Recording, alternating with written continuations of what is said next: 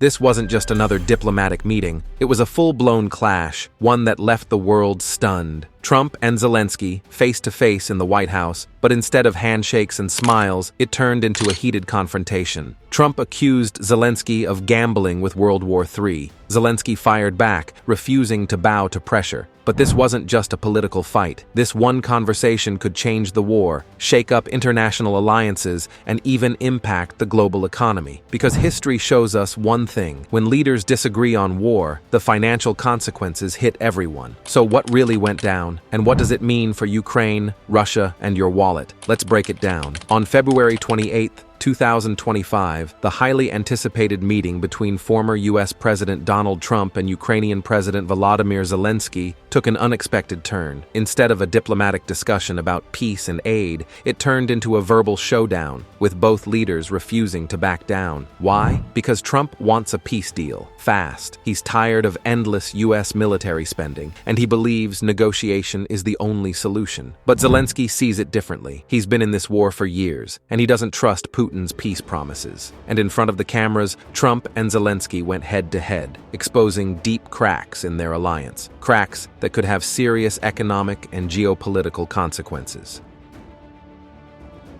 Trump started the meeting with a direct statement. I want to see if we can get this thing done. Translation? He wants a ceasefire, a deal. In his mind, Ukraine should come to the table and negotiate an end to the war, no matter what. But Zelensky wasn't buying it. He looked Trump in the eye and said, "He broken this ceasefire. He killed our people. What kind of diplomacy, JD, you are speaking about?" And that's where things got ugly. Zelensky wasn't just arguing, he was making a point that history has proven time and time again. If you reward aggression, the aggressor will keep going. Ukraine has tried negotiating with Russia before. In 2014, Russia invaded Crimea, Ukraine signed a peace deal, and Russia broke it. In 2015, another deal, another betrayal. In 2022, Ukraine gave up nuclear weapons for security guarantees. And what happened? Russia attacked anyway. And if this sounds familiar, it's because history has seen this before.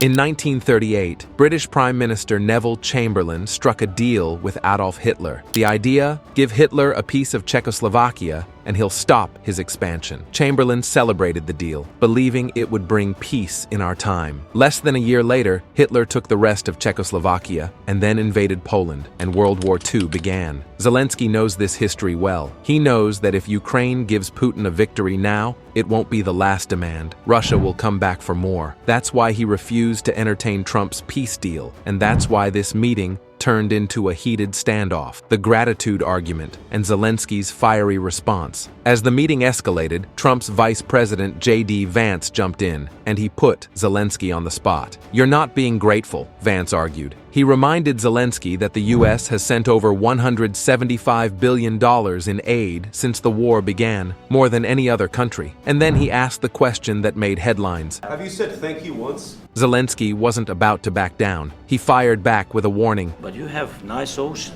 and don't feel now, but you will feel it in the future. And this is where the economic consequences come in.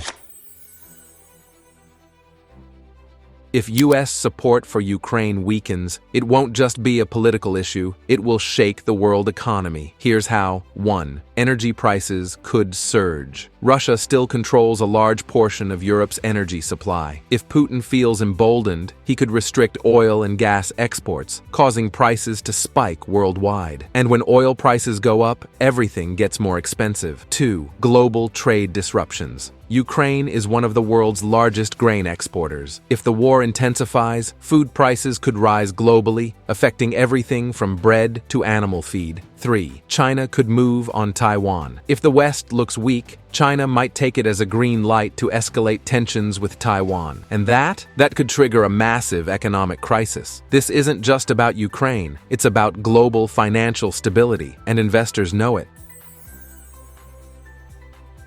At this point, Trump wasn't just frustrated, he was furious. He leaned forward, pointed at Zelensky, and snapped, You're gambling I'm the with the president lives in of war. millions of people. You think- You're gambling with World War III. What do you It was a direct accusation, and it made headlines across the world. This wasn't just a political disagreement anymore. This was a public clash, a breakdown in trust between two supposed allies, and the world took notice. What happens next? This meeting exposed deep cracks in the US-Ukraine alliance. If Trump pulls back support, Ukraine's war effort weakens. If Russia sees this as an opportunity, the war could escalate. If global markets panic, the economic consequences could hit hard. And for the first time in years, the question isn't just, how will this war end? It's, what happens if the US stops supporting Ukraine? Because if history has taught us anything, a bad peace deal can lead to something far worse.